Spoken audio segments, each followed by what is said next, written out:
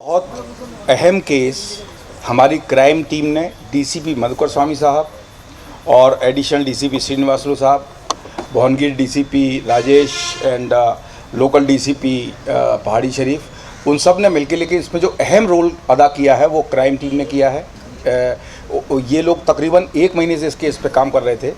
ये पहली बार एक ऐसा गैंग पकड़ा गया है जो ट्रांसफार्मर और कॉइल की थेफ्ट करता था। उसमें से है जो कॉपर वायर निकाल के फिर उसको जो बाकी एक्यूजन के साथ मिलके फर्नेस में मेल्ट करने के बाद ब्रिक बना के वो बाज़ार में बेच दिया करते थे। ये एक केस गैंग पकड़ने के बाद जिसमें तकरीबन 7 मेंबर्स हैं, 4 मेंबर्स हम लोग पकड़ चुके हैं, बाकी 3 मेरा ख्याल है एक हफ्ते के अंदर पकड़े जाएंगे। इनमें से एक यूपी का है, एक उड़ीसा का है, बाकी भी के 1-2 लोग लोकल भी हैं। लेकिन इसमें ख़ास बात ये है कि ये लोग अभी तक तकरीबन 173 केसेस में इन्वॉल्व हैं।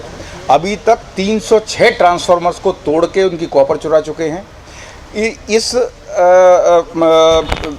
रिगार्डिंग में एक बात मुताल्लिक आपको बताना चाहता हूं कि एक ट्रांसफार्मर कॉइल की थेफ्ट करने के बाद इनको 50,000 से लेके 1 लाख तक की प्रॉपर्टी इनको मिलती है, लेकिन इलेक्ट्रिसिटी डिपार्टमेंट का और पब्लिक का लाखों का नुकसान होता है।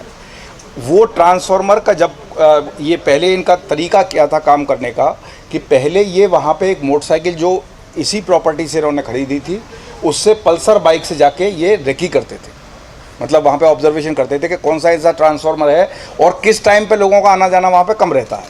वो करने के बाद में 4 या 5 लोग वहाँ से जाते थे। एक आदमी की ड्यूटी होती थी कि वो जो उस तरफ आने वाला रास्ता है उसके वहाँ पर रह के खड़ा रहता था और अगर कोई आ रहा है तो इत्तला कर देता था।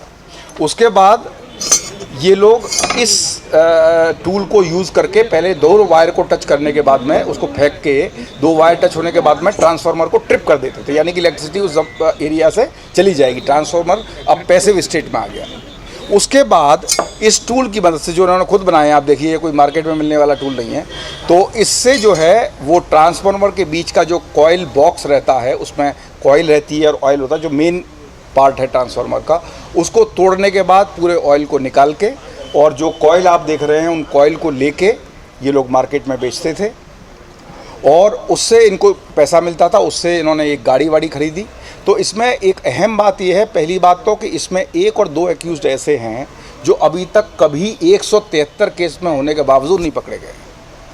टोटल अभी तक जो जानकारी में आया है, इन्होंने 306 ट्रांसफार्मर इसी तरीके से बर्बाद किए हैं। अब आप सोचिए कि 300 ट्रांसफार्मर कभी फसल के टाइम पे, क्रॉपिंग के टाइम पे, जब उस वक्त फसल बोने का समय है, तो उससे आवाम को कितना नुकसान, खासतौर से हमारे फार्मर्स को कितना नुकसान हुआ होगा। इसीलिए इस बात को मद्देनज़र रखते हुए हमारी क्राइम टीम ने उस पर कायम करना शुरू किया और ये एक गैंग पकड़ने के बाद में 83 केसेस यानी 83 केसेस अभी तक ऐसे हैं जो अभी तक डिटेक्ट ही नहीं हुए।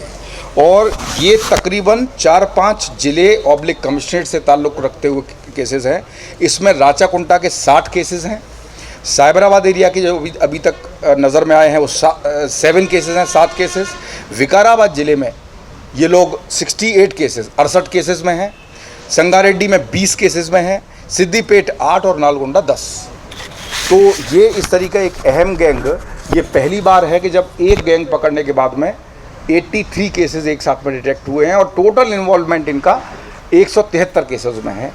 इसमें ये जो सहदेव था, इसकी खास ये थी कि ये थोड़ा सा टेक्निकल नो हाउ मालूम था। बाकी लोगों से साथ मिला के फिर इन्होंने ये महेश रमना रेड्डी और जयश्री, एक लेडी भी है, उनको भी मिलाया।